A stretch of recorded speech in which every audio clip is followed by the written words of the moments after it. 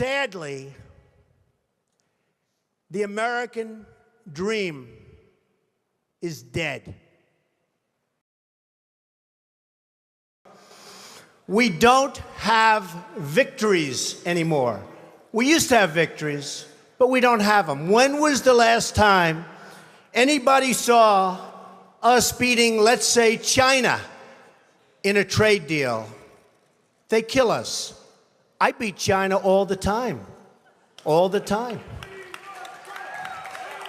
When did we beat Japan at anything? They send their cars over by the millions. And what do? When was the last time you saw a Chevrolet in Tokyo? It doesn't exist, folks. They beat us all the time. When do we beat Mexico at the border? They're laughing at us, at our stupidity. And now they're beating us economically. They are not our friend, believe me. But they're killing us economically. The U.S. has become a dumping ground for everybody else's problems. Thank you. It's true. And these are the best and the finest. When Mexico sends its people, they're not sending their best. They're not sending you. They're not sending you. They're sending people that have lots of problems, and they're bringing those problems with us. They're bringing drugs, they're bringing crime, they're rapists, and some, I assume, are good people. But I speak to border guards, and they tell us what we're getting. And it only makes common sense. It only makes common sense. They're sending us not the right people. It's coming from more than Mexico. It's coming from all over South and Latin America, and it's coming probably from the Middle East. But we don't know, because we have no protection, and we have no competence. We don't know what's happening. And it's got to stop, and it's got to stop fast.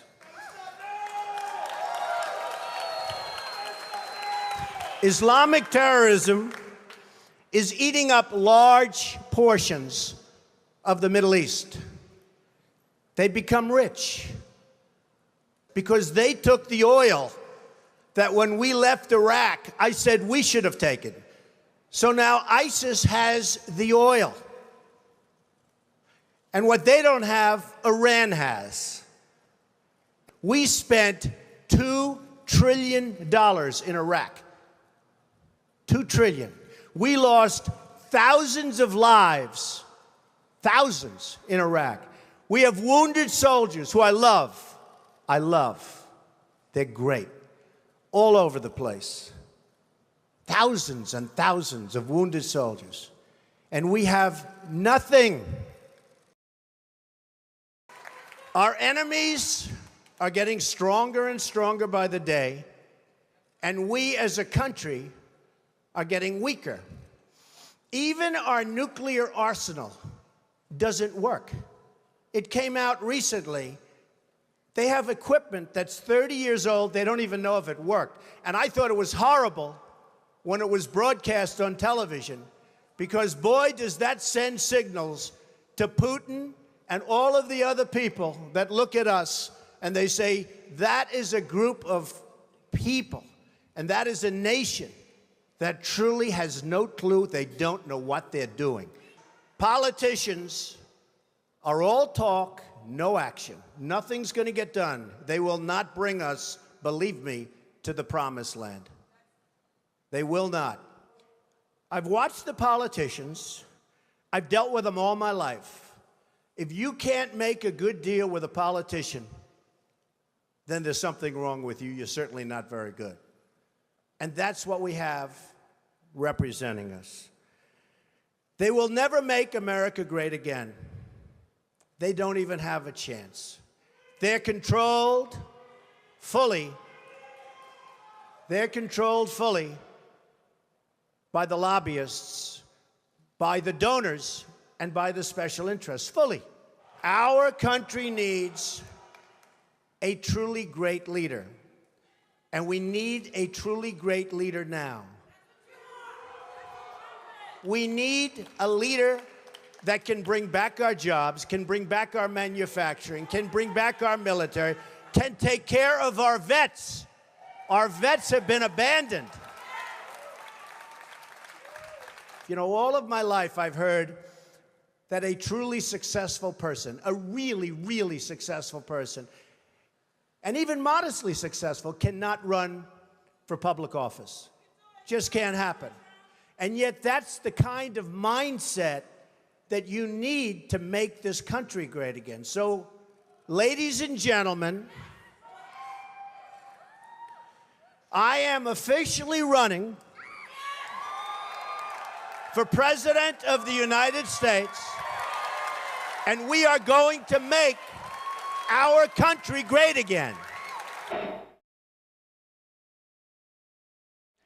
Is there anyone on stage who is unwilling tonight to pledge your support to the eventual nominee of the Republican Party and pledge to not run an independent campaign against that person? Again, we're looking for you to raise your hand now. Raise your hand now if you won't make that pledge tonight. Mr. Trump.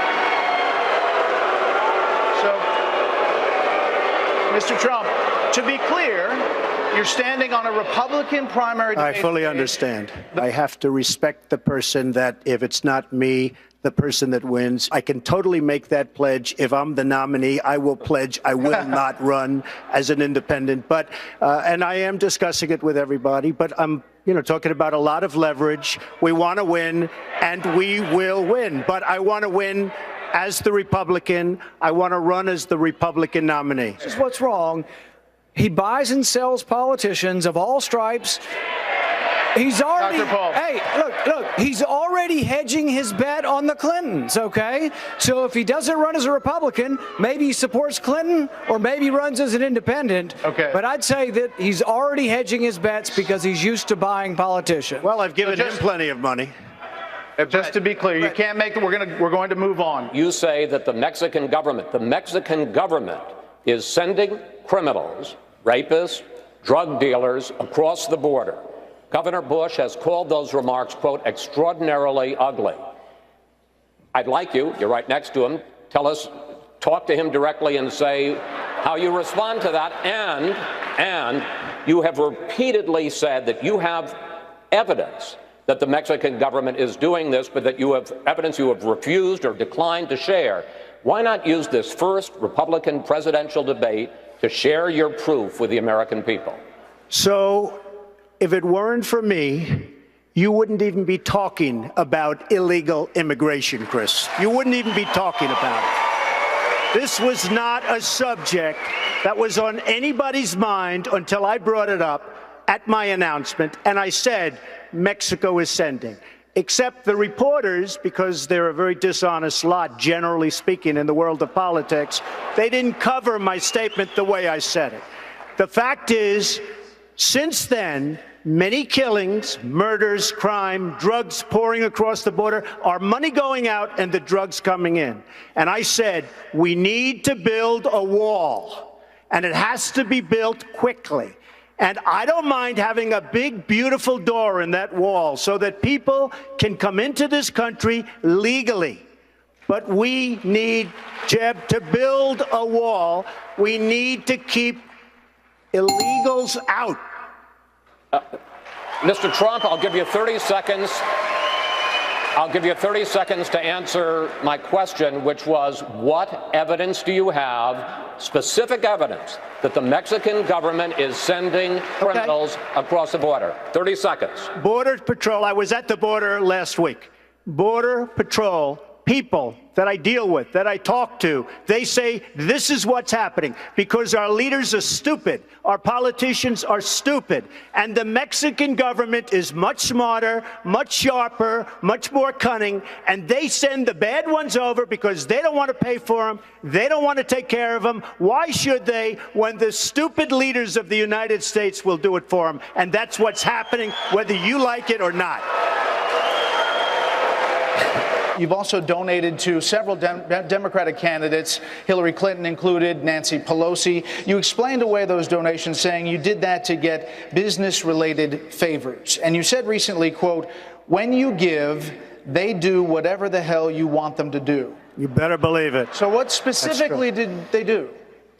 If I ask them, if I need them, you know, most of the people on this stage I've given to, just so you understand. A lot of money. Not me. Not me.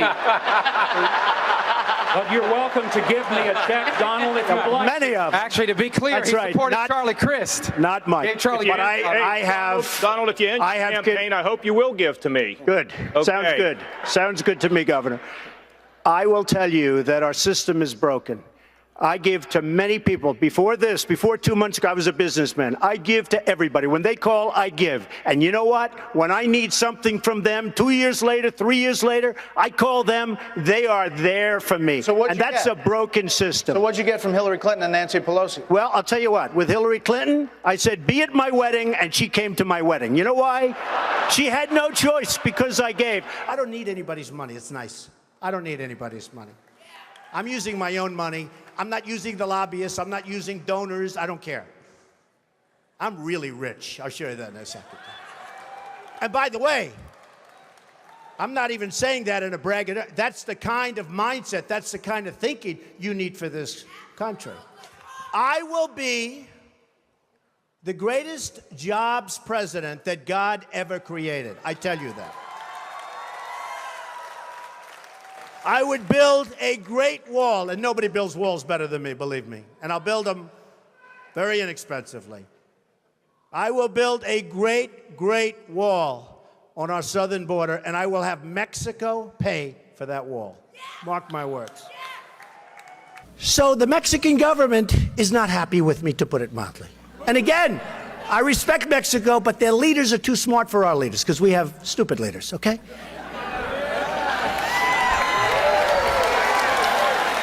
15 years ago, they wanted to build a wall. You know why they didn't build it? They couldn't get an environmental impact statement approved. It's true. They couldn't because there were snakes, toads, rodents, all sorts of crap right in the way. They couldn't. Can you believe it?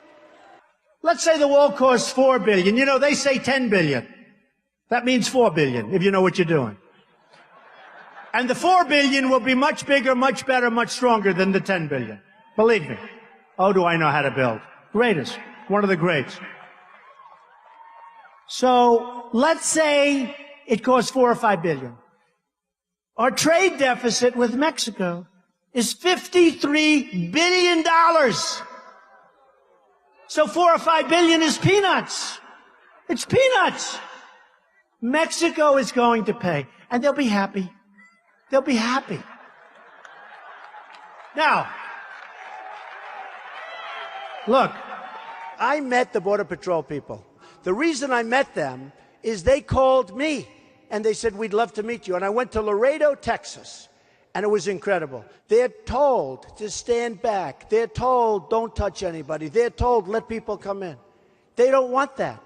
These are incredible men and women, and they're standing there and people are walking right in front. Beautiful equipment, everything looks good, everything's except for one thing. They're told don't do anything.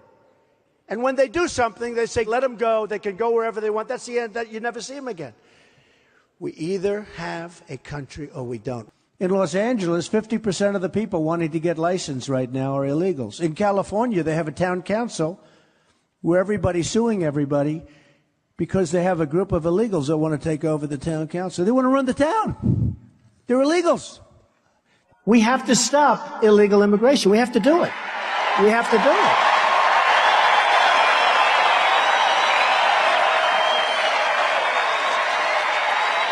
You look at crime in Chicago, you look at crime in so many different places, and you see gangs. Many of these gang members are illegal immigrants. They're rough dudes. They will be out of here so frickin' fast.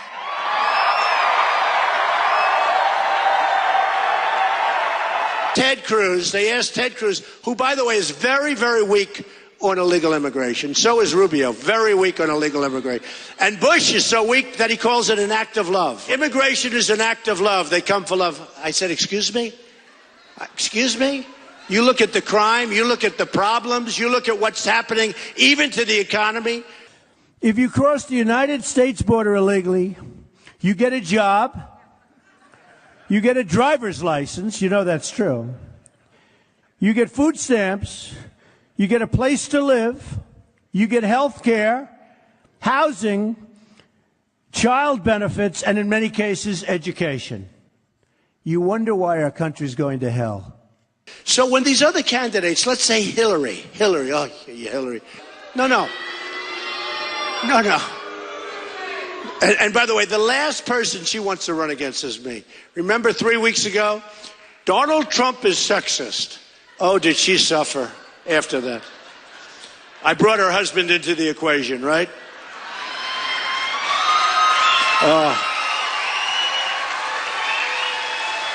Oh, did they suffer? That was a long weekend for them. Hey, I know Hillary very well. I supported Hillary. You know, as a world-class business person, you got to support everybody. You got to get along with everybody. I know these people very well. She suffered. And her people told me, the one person she just doesn't want to run against is us. We're going to have so much fun. I hope it's going to be Hillary. No, I hope it's going to be Hillary. Because people are sick and tired of watching what's going on. They're sick and tired with her whole big attitude. And she's playing the woman card up. That's all she has. And I know so many women, they said, I wouldn't vote for her. If you gave me $1 million, I wouldn't vote for her. Hillary Clinton was the worst Secretary of State in the history of our country. The worst. The world blew up around her. Every single thing that she touched turned to garbage. The entire Middle East in her reign and the reign of Barack Obama went to hell. And you have Assad, and then you have the rebels. How many times have we been backing rebels to find out that they're always worse than the guy that's in there? Right? All the time. They all say, fight Assad. Fight Assad. Assad's a bad guy. They're all bad guys. Not too many good guys over there, right? They're all bad guys. I mean, what did we get by knocking out Gaddafi, right? Nothing. What did we get by knocking out Saddam Hussein? And frankly, you know, in all fairness, there were no weapons of mass destruction. But what did we get out of it? Saddam Hussein killed terrorists. He would kill them immediately. He didn't do it politically correct. He found a terrorist, they were gone within 5 seconds, okay? With us, we find a terrorist, it's going to be 25 years in a trial. We're backing people. If they win, they'll end up being worse than Assad, and we'll have spent another $1 trillion on them. Nice and easy, folks. In fact, a lot of people think that the rebels that we're backing is ISIS. And people are saying they're ISIS. ISIS, worse than Assad. Hey, Saddam Hussein was never as bad as these people. These people are brutal. They're chopping off everybody's heads, especially if you happen to be Christian. They chop off your head. They dunk people with a cage. Did you see that? They dunk them and drown them. These people make Saddam Hussein look like a choir boy. Okay? And I said this in 2004 in Reuters. Anybody from Reuters back there? I'm sure they are. There was an article in July of 2004. Trump said, don't invade Iraq. And a delegation comes to see me from the White House that they'd like to, have me cool. I say, but you're making a mistake. You're going to destabilize the whole Middle East. Because you had Iran and Iraq that always fight, right? Years I read about wars. Iran goes 10 feet this way, then 10 feet. They were the same. They were like twins, same strength. If you do that, you're going to destabilize because you're going to knock the hell out of one and the other one's going to come in and take it over. It's pretty simple. I mean, you don't have to be a total genius to figure this out, even though I am a genius, okay? So you're going to, right? We made a tremendous mistake. We went into Iraq. Shouldn't have happened. Everything you see right now is an offshoot of that decision. That was a very bad decision. Then Obama got out the wrong way. I mean, here's a guy. He announces the date that we're leaving. So the enemy pulls back. What do we have to fight for? They're leaving.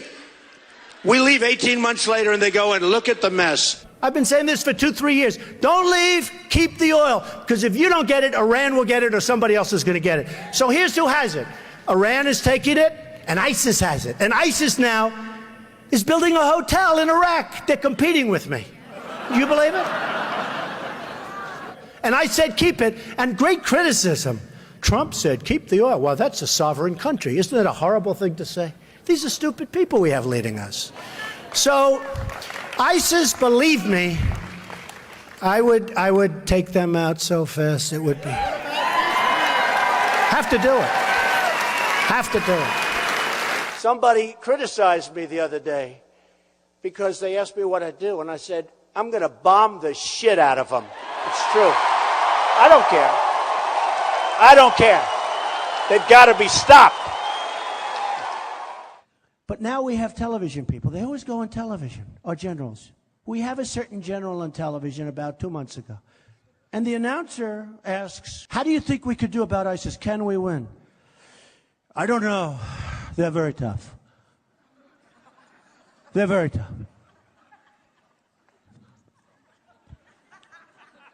I don't know what we do. Can you imagine General Douglas MacArthur or General George Patton? These are tough killers. Can you imagine? They must have been going nuts. They're spinning in their grave. So if Putin wants to bomb, I say, go ahead. Go ahead. Bomb. I don't know Putin, but he said nice things about me. He said Trump is a genius, and Trump is going to win, and Trump is leading the party.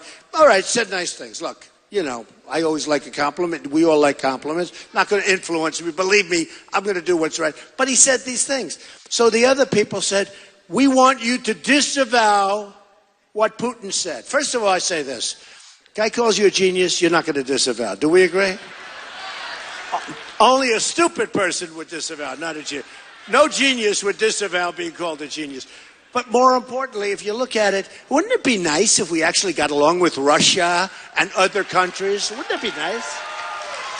For 20 years, I've heard the worst thing that could happen would be if Russia and China start uniting. We've united them because we did things that were very onerous, because Obama doesn't like Putin, and Putin doesn't respect or like Obama. And all of a sudden, Russia and China now are doing all sorts of things together. I heard them saying this morning on television, how dare they want to? Donald Trump wants to work with Russia to get rid of ISIS. Yeah, sort of, right?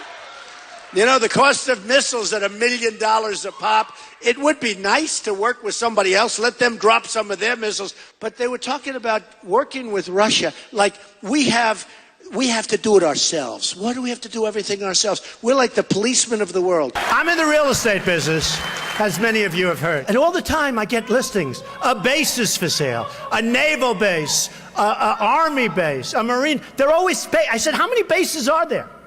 All the time I'm getting these listings for bases. I said, what are we doing? We are hated throughout the world.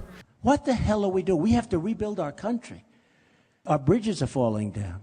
60% of our bridges are in danger. I mean, they're in danger. They're in bad shape. Our roadways, our highways, our schools. In Afghanistan, we build a school, they blow it up. We build it again, they blow it up. We build it again. So far, they haven't blown up, but it's going to blow up. But we can't build a school in Iowa. We can't build a school in Brooklyn, New York. We can't build a school in New Hampshire. We can't take care of our vets. We can't have hospitals for our vets. We don't have any money to do anything for ourselves. At what point do we get smart? We have to take back the heart of our country. We have to do something special. We have to bring back, and let me tell you, in bringing back our military,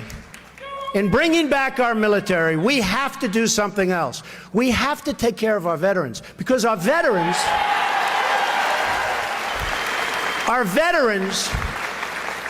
are treated like third-class citizens, and they're the greatest. You know, it's a term I haven't heard for years, but I was thinking about it. I really think it applies now more than maybe ever before. And that's the term, the silent majority. Have you all heard that? The silent majority is back, and we're going to take the country back.